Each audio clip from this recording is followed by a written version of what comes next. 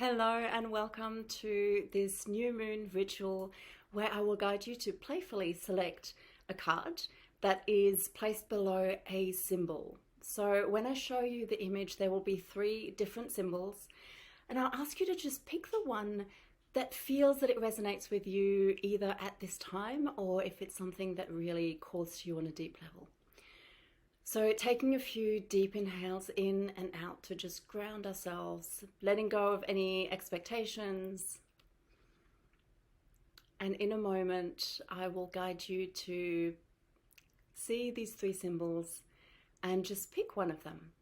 And then you can either choose to watch this whole video or go and check out the timestamps below to find the card that resonates with what you chose. And I hope that this will guide you. I always invite you to use your own discernment. See how it feels in your body. Does this resonate? Does this support you? Does it make you feel empowered? And does it guide you in a way that you believe will help you grow and become closer to that best version of yourself? If this resonates, it should always be supportive to you becoming your best self and moving forwards. It should never make you feel that you are lacking in any way. So let's jump in. So taking a moment to breathe and feel into the symbol that's calling to you today. The rose, the coral, or the feather. If you chose the rose, you picked the death card. But don't freak out. This is actually a beautiful card that invites us to acknowledge that we're going through a transition, that we're going through change, and that it's okay to let old versions of ourselves die and drop away so that we can become renewed and start in those new beginnings. So it is, in a way, announcing new beginnings. So one way that we can soften into and surrender to the process is to bring more joy. Whatever it is that we are letting go of, what are we replacing it with, and how can we tend to ourselves and bring beautiful supportive practices or beautiful flowers into our lives to enjoy the moment that we are in right now. What I know to be true is that all of life is a cycle of death and rebirth and growth, and then again cycling round to death and rebirth. And this is not a bad thing. In many cultures, we are taught to fear death, but it is just a part of life. And every time we step into a new version of ourselves and into a new phase of our lives, there are things that we need to leave behind.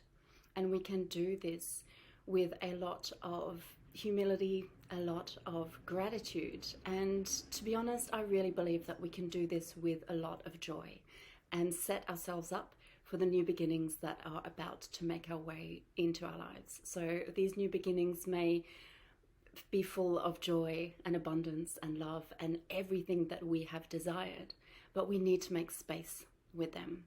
So if this really resonates, I encourage you to be really gentle on yourself.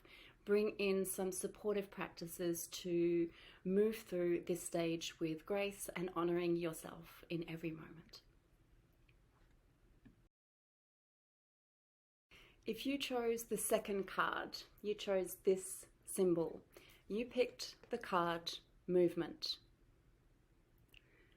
So movement has so many beautiful benefits for our physical body. Our physical body is the home for our spiritual self. So when we want to tap into our intuition, into our guidance, we often do this through the body. And so it's really important to care for this vessel and allow it to move so that we're not holding on to stagnant energy. There are different types of movement. You can move in, like a kind of cardio class or a brisk walk or a dancing routine. Any kind of really active movement can allow energy to flow in your body and help you to access your fire and your motivation so that you can really leap into whatever it is that you desire to do. It's an active process. And that may be what you are being supported to lean into right now. But there is another form of movement, and this is a practice that I teach actually a couple of times a week. And it is slow, intentional movement where we lean into deep, gentle stretches, and we honor our body and we allow the body to release tension through a practice of yin yoga or gentle restorative practices. So maybe that is what you are being called to create as a movement practice. It doesn't have to be, really active sports, cardio, go active. It can be a really gentle, loving, and supportive practice for your body that is also incredibly powerful in releasing stored emotion. Releasing it from your cells, releasing it from your joints, from your muscles, and from your mind. Letting go of all of that so that you can step into a new phase. So what aspect of that resonated? Do you feel that you need dynamic movement, or do you need a really gentle flow of mindful movement? And I would love you to have a look at your calendar and schedule in some time for that, whether it's just 5 minutes a day or a couple of times a week for longer periods. Ensure that you follow this guidance and make a point of creating time for it. Please remember that you're never going to find time to do things that support your body. You need to create that time and carve it out of your busy schedule because it matters, because your body matters, and how you feel within it will affect every other aspect of your life. So please take a moment to ensure that you do follow this guidance and take care of your body and insert some movement into your life. If you chose this symbol, a beautiful peacock feather, you chose the card Higher Perspective. I find it quite ironic that this is a bird's feather for higher perspective, but this is a bird that, as far as I know, doesn't fly very high.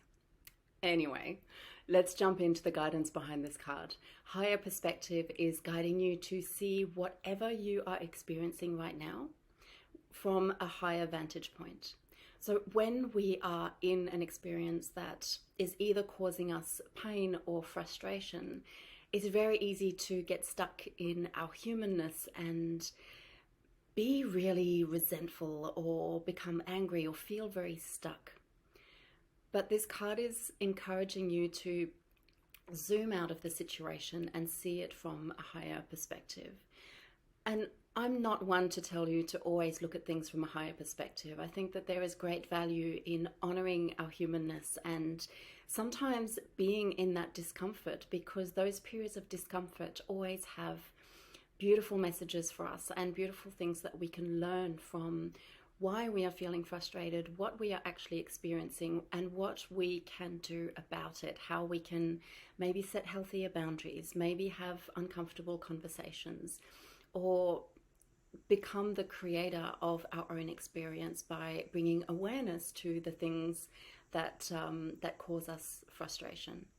But there's no wisdom in staying stuck in that for too long. Sometimes it can, once we've understood what we needed to understand from that situation, zoom out, have a look from a higher vantage point and see how you can learn and grow and let go of what is going on in your external world and do the inner work. Find the inner causes for this and do whatever it is that you need to do on that internal plane. Sometimes it may be healing, sometimes it may just be self-awareness, and there is always an element of inspired action that will change whatever our outer experience is. It always starts within, and we need sometimes to get uncomfortable in order to create that change and that shift.